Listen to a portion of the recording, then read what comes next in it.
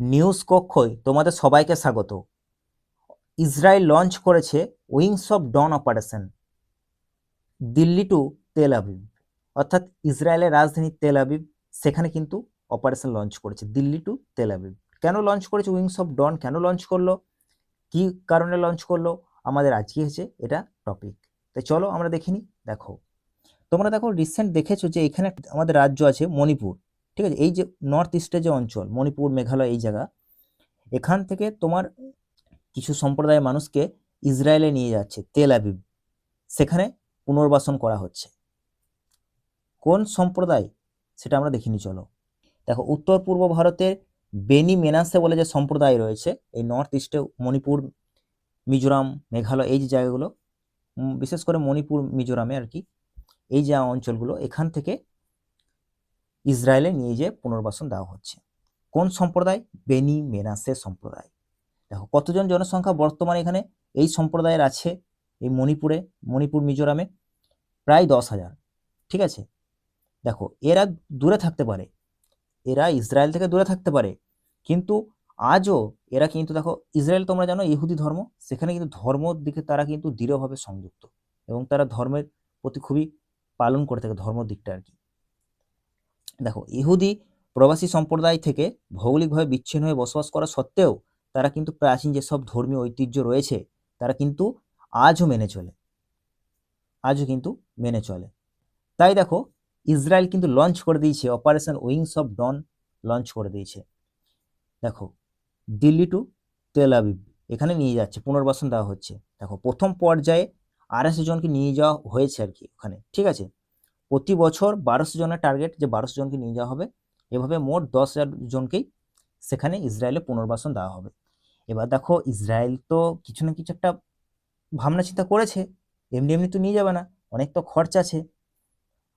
তা কেন নিয়ে গিয়েছে চলো আমরা দেখে নিই। দেখো তার আগে দেখবো যে ইসরায়েলের এই বংশধরটা কিভাবে এলো, এখানে আমাদের ইন্ডিয়াতে কিভাবে এলো তারা, এটা খুব গুরুত্বপূর্ণ তাই না। চলো দেখো বংশধরটা তাহলে চলো আমরা দেখে নিই। দেখো ইয়াকুব একটা উপজাতি, ঠিক আছে। ইয়াকুবের কিন্তু দেখো দুটো ভাগ হয়ে যাচ্ছে, একটা ইয়াকুবের পুত্রগণ যারা 10টি উপজাতি বিভক্ত, আর একটা হচ্ছে ইউসুফও দেখো দুটি ভাগে বিভক্ত, একটা হচ্ছে ইফ্রাইম আর একটা হচ্ছে মেনাসে, ঠিক আছে।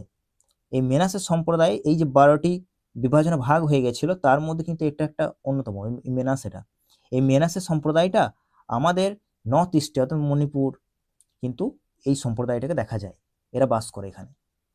কিভাবে এলো মণিপুরে চলো আমরা দেখে নিই। দেখো ইসরায়েলীয় রাজ্যের পরাজয়ের পর আসিরীয় বিজয়ীরা বেনি যে মেনাসে যে সম্প্রদায় রয়েছে, যে যে পূর্বপুরুষ আর কি, এদেরকে বহিষ্কার করে দিয়েছিল এবং এরা স্থানচ্যুত হয়েছিল। দেখো এখানে ছিল স্থান, যেদিকে হোক ছড়িয়ে গিয়েছিল এরা। এরা প্রথমে দেখো এনসেন্ট ধরো ইসরায়েল এখানে, প্রথম থেকে দেখো পার্সিয়াতে গিয়েছিল অর্থাৎ ইরানে গিয়েছিল, সেখান থেকে আফগানিস্তানের পর সেটা তিব্বতে এসেছিল, এদের বংশধর আর কি। তারপর চায়নাতে, তারপর এখানে ইন্ডিয়াতে এসেছিল। ইন্ডিয়াতে নর্থ ইস্টে বর্তমানে কিন্তু এরা সেটেলমেন্ট, অর্থাৎ এরা কিন্তু এখানেই থাকে, বসবাস করে। এবার দেখো ভারত থেকে চলে যাওয়ার কারণটা কি, তাই তো কিছু না কিছু তো কারণ আছে, ভারত থেকে তারা চলে যাচ্ছে, তারা আগ্রহী যেতে সেখানে, তাই তো কিছু না কিছু একটা কারণ আছে। চলো আমরা দেখিনি। দেখো অর্থনৈতিক সীমাবদ্ধতা, কারণ এখানে যারা থাকে তারা দেখো বেশিরভাগ কৃষিকাজ এবং ক্ষুদ্র স্থানীয় চাকরির মধ্যে কিন্তু জীবনযাপন করে থাকে, কিন্তু ইসরায়েল যে যায় সেখানে তারা একটা ভালো লাইফস্টাইল পেতে পারে, তাই না। এছাড়াও দেখো ধর্মীয় বিচ্ছিন্নতা আর কি, মণিপুরের প্রত্যন্ত এবং বিচ্ছিন্ন ভৌগোলিক অঞ্চলে কঠোর ধর্মীয় মেনে চলা এবং গভীর ঐতিহ্যের শিকড় ধরে রাখা কাঠামোগতভাবে কঠিন, বুঝতে পারছো তোমরা, তাই তো। তোমরা জানো যে ইসরায়েল বিভিন্ন সময়ে, হ্যাঁ বিভিন্ন দশক ধরে কিন্তু দেখো ওরা কিন্তু কোনো না কোনো দেশের সঙ্গে যুদ্ধের সঙ্গে লিপ্ত। এর ফলে কি হচ্ছে, তাদের দেশে না কর্মশূন্যতার সৃষ্টি হচ্ছে। এবার ওরা চাইছে যে ওদের যে সমস্ত জাতি জনজাতি রয়েছে, হ্যাঁ ওদের যেসব সম্প্রদায়ের মানুষজন রয়েছে তাদেরকে সবাইকে অন্য কান্ট্রিতে রয়েছে তাদেরকে নিয়ে আসতে। এতে কি হবে না, দেখো যে শ্রমের যে ঘাটতি দেখা দিয়েছে সেটা মিটে যাবে। এছাড়াও দেখো অর্থনৈতিক যে কাঠামো সেটা টিকিয়ে রাখতে সম্ভব হবে, তাই তো। এর জন্যই কিন্তু দেখো ইসরায়েল নিয়ে যাচ্ছে। এরপর দেখো স্থানান্তরের সমন্বয়, এই যে বেনি মেনাসে এরাও কিছু একটা চাইছে আর ইসরায়েলও কিছু চাইছে, তা আমরা দুটো দেখে নেবো। দেখো এরা চাইছে দেখো বাইবেলের ভূমিতে ফিরে যেতে, এই যে বেনি মেনাসে সম্প্রদায় রয়েছে এরা অবাধ ধর্মীয় স্বাধীনতা চাইছে এবং সম্প্রদায় একীকরণ চাইছে। এছাড়াও দেখো এরা চাইছে জীবিকা কৃষিকাজ থেকে বেরিয়ে যেতে, তারা একটা ভালো লাইফস্টাইল চাইছে, ঠিক আছে। ইসরায়েলও চায়, দেখো ইসরায়েলে তো অল টাইম যুদ্ধ সেখানে লেগেই থাকে, সেখানে কিন্তু শ্রমিকের ঘাটতি ঘটছে, ইসরায়েলও চায় যে শ্রমিক তাদের পূরণ হোক, তো ঘাটতি পূরণ হোক। এছাড়া অর্থনৈতিক স্থিতিশীলতা বজায় থাকুক, ঠিক আছে। সাংস্কৃতিকভাবে আর কি সংযুক্ত কর্মবাহিনী তারা তৈরি করতে চাইছে। এছাড়াও দেখো বৃহত্তর জনসংখ্যা এবং কৌশলগত জাতীয় চাহিদা পূরণ করতে চাইছে, তারা চাইছে তাদের দেশেও জনসংখ্যা বাড়ুক, কারণ তোমরা জানো সেখানে জনসংখ্যা খুবই কম, আমাদের ইন্ডিয়ার জনসংখ্যা থেকে মানে খুবই খুবই খুবই কম সেখানে জনসংখ্যা। সেখানে দেখবো আমাদের ইন্ডিয়া থেকে দেখবো ইসরায়েলে অনেক লোক কাজ করতে যাচ্ছে, তাই তো।